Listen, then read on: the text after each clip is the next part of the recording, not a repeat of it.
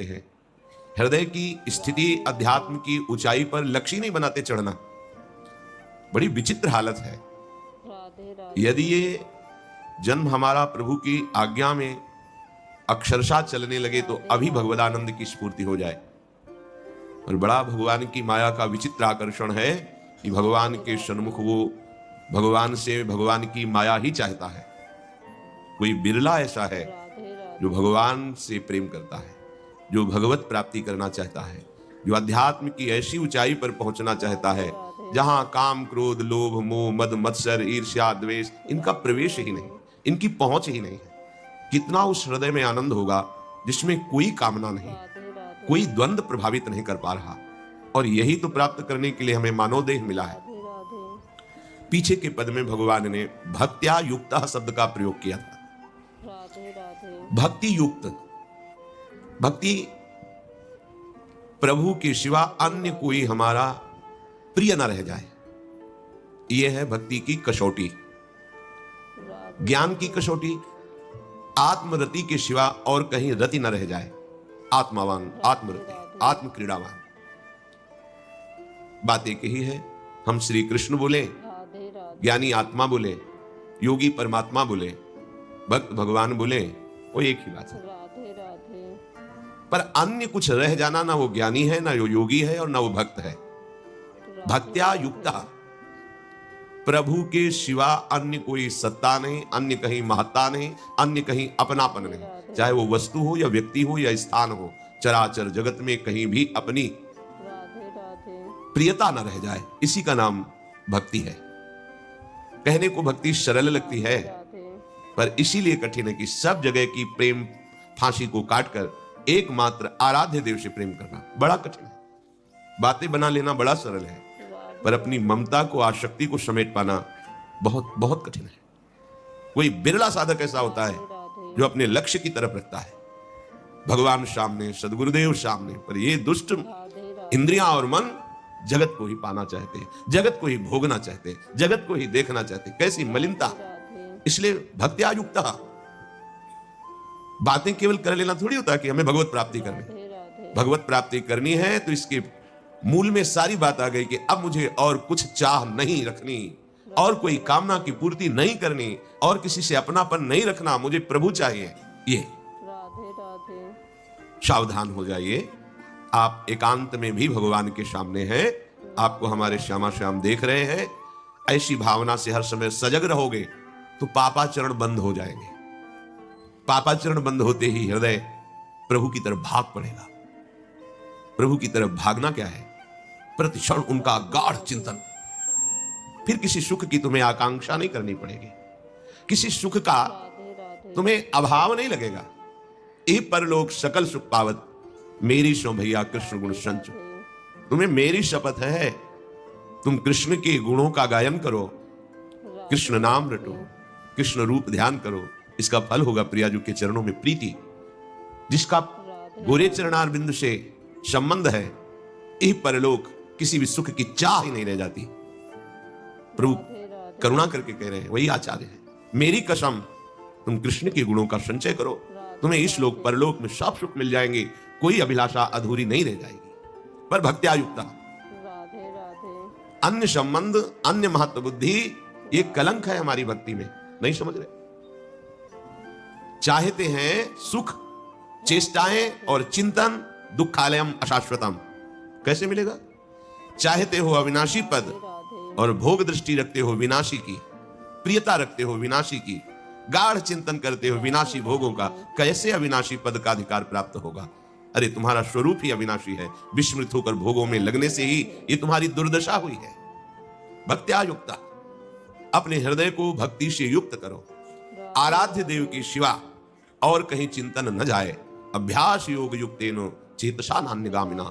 स्पष्ट कह रहे हैं प्रभु, परमं पुरुषम दिव्यम याति पार्थान चिंतये। निश्चित परम पुरुष दिव्य, उस परमात्मा की तुम्हें अनुभूति होगी, उसका साक्षात्कार हो जाएगा।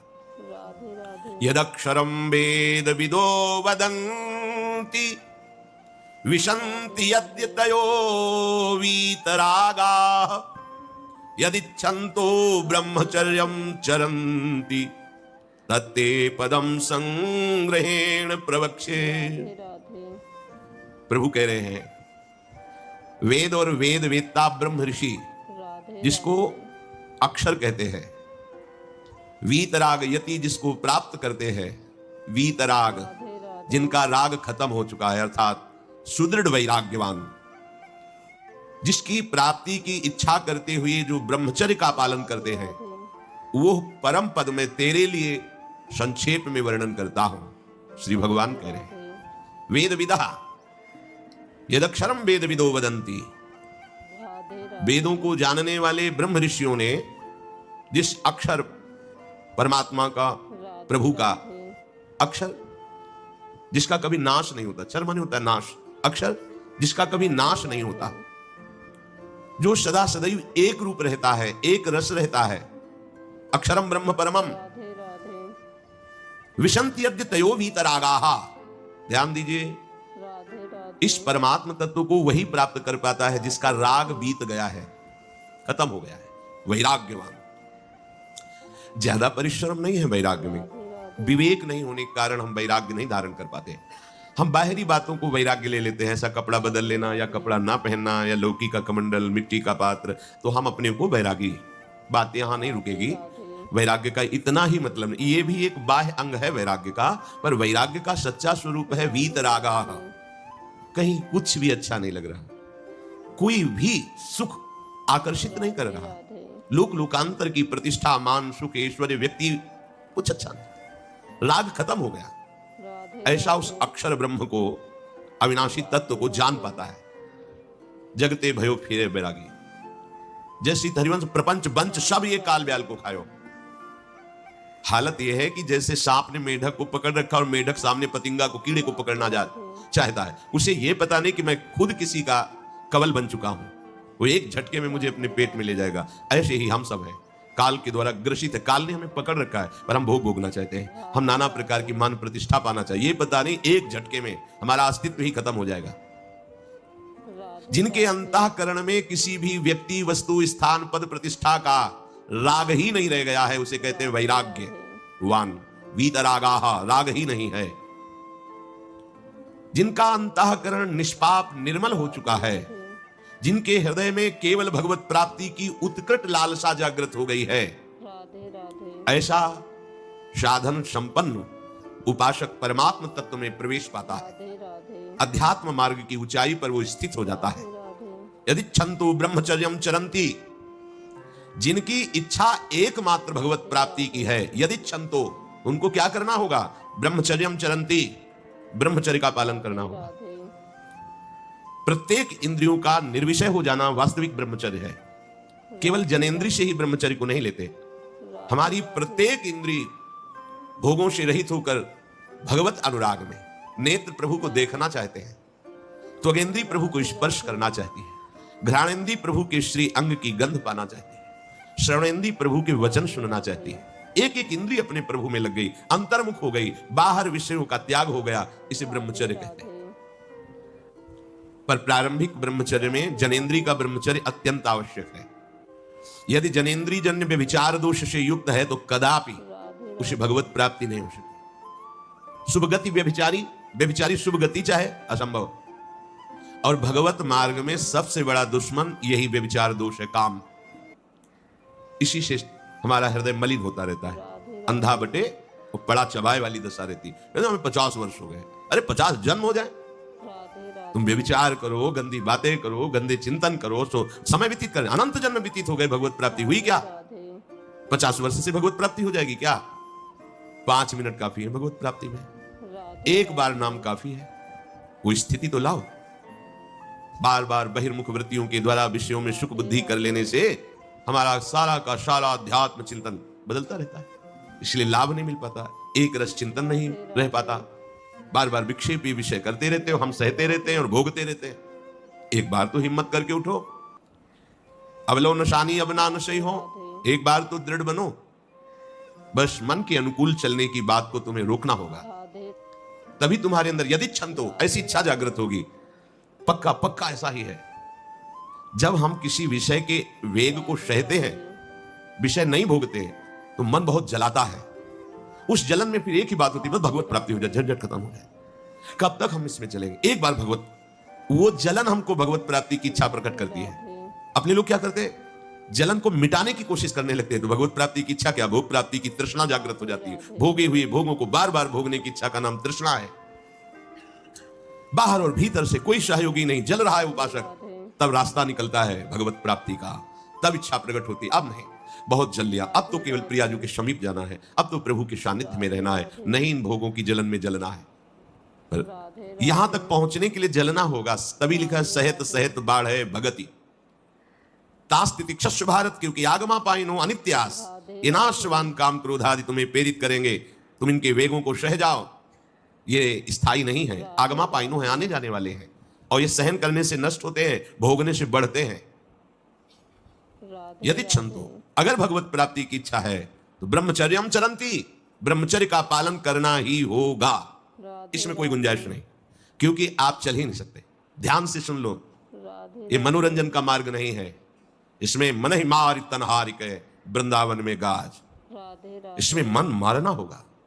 प्रायः ये मन को दुलार करने वाले लोग कभी भाग्य से सत्संग में भी आ जाते हैं, कभी श्री विग्रह के दर्शन करने भी मंदिर पहुंच जाते हैं, कभी तीर्थ याटन भी करते हैं, पर इनका कोई लक्ष्य नहीं होता।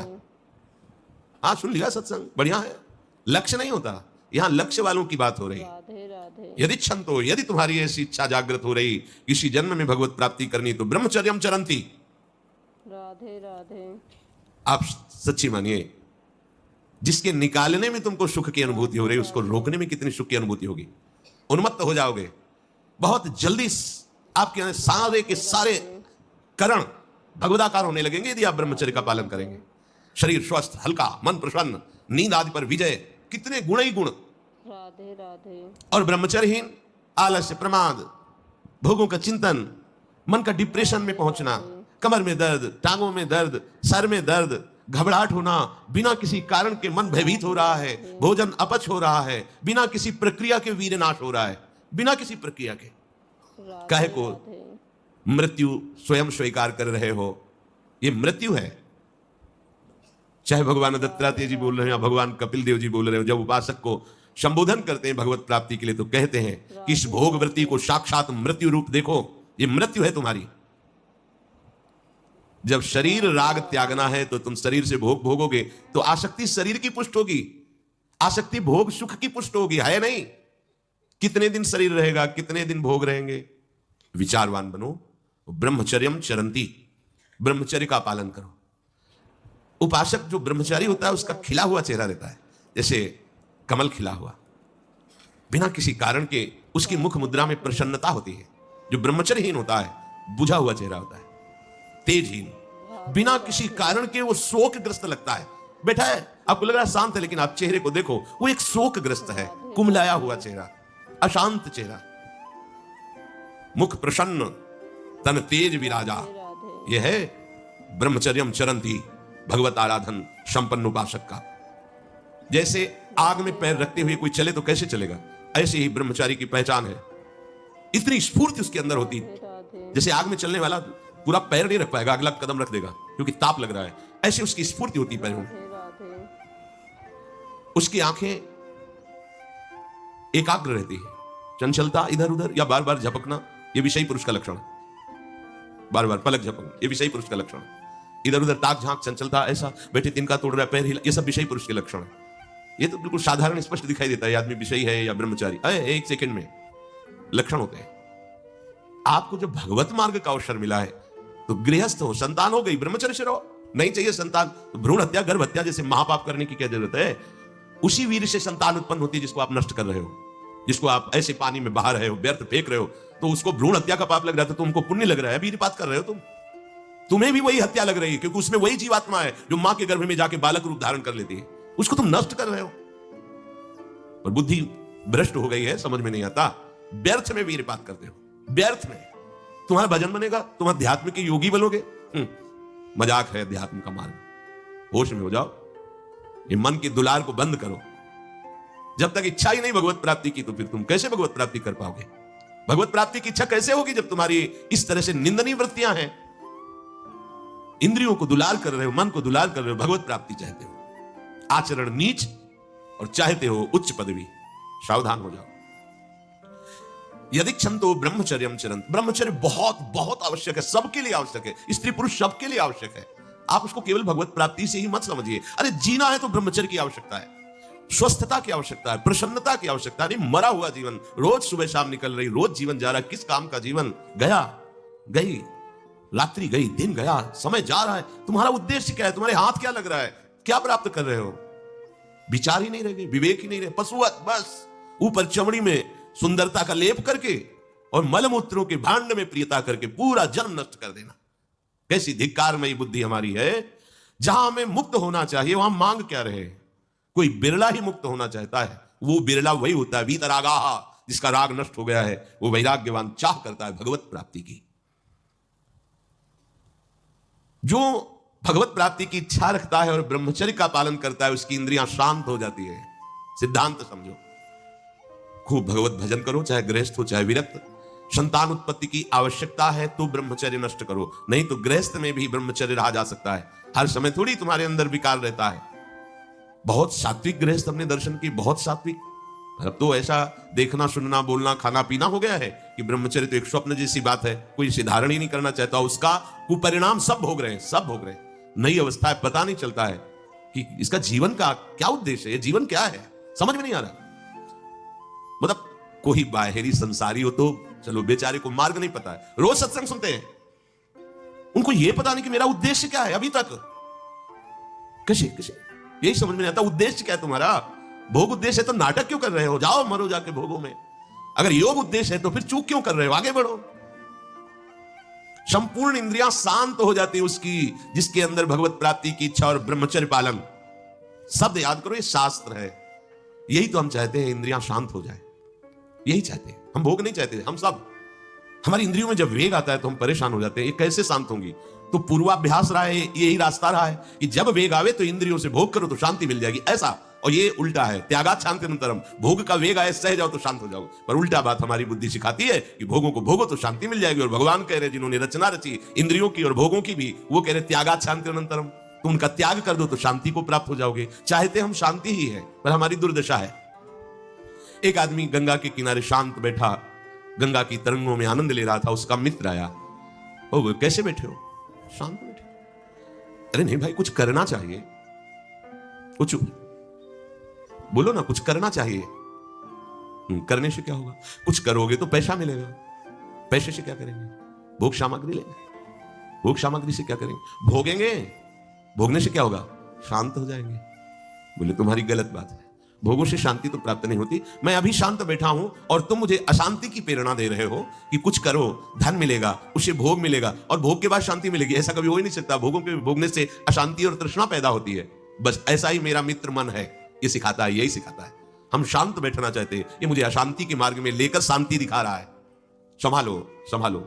सबसे चूक हो सकती है, चूक को संभाल ले वही साधक है। अगर चूक ना हो तो साधक थोड़ी, वो तो सिद्ध है।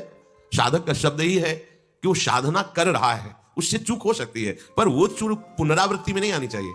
एक बार चूक हो गई, संभाल लिया। भगवान उस चूक को चूक ही नहीं मानते जो संभाल ली जाए। जो बार बार पुनरावृत्ति की जाती है वो अपराध है, वो दंड है, उसको भोगना पड़ेगा। कोई और दंड नहीं देगा। वही क्रिया, वही चेष्टा तुम्हारी तुम्हें जला देगी, तुम्हें अशांत कर देगी। एक क्षण की चेष्टा पूरे जीवन भर के लिए तुम्हें जलन पैदा कर सकती है। पूरे जीवन एक चेष्टा तुम्हें विमुख कर सकती है, पूरा जीवन बर्बाद कर सकती है। तत्ते पदम संग्रहेण प्रवक्षे, ये समस्त साधनों का आखिरी फल है।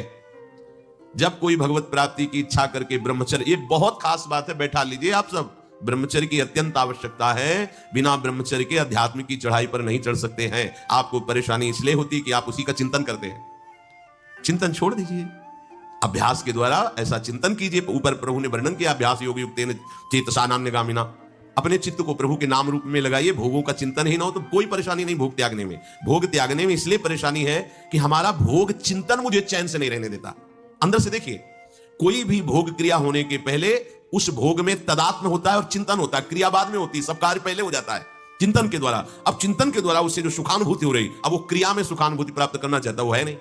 फिर क्रिया के बाद फिर चिंतन, फिर क्रिया, फिर चिंतन, दुर्गति को प्राप्त हो जाता है। चिंतन बदल गया, फिर क्रियाओं का कोई महत्व ही नहीं रह गया, भोगों का कोई अस्तित्व ही नहीं रह गया।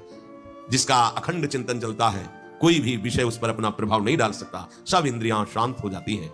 अब उसे प्राप्त हुआ जो आखिरी फल है साधना का। भगवान कह रहे ये आखिरी फल है, पदम संग्रहेण प्रवक्षये। वो उस परम पद में प्रवेश कर जाता है, परम पद में अच्छी तरह से उसका प्रवेश हो जाता है, अर्थात फिर कभी नहीं लौटता है। उसे परम पद कहते हैं।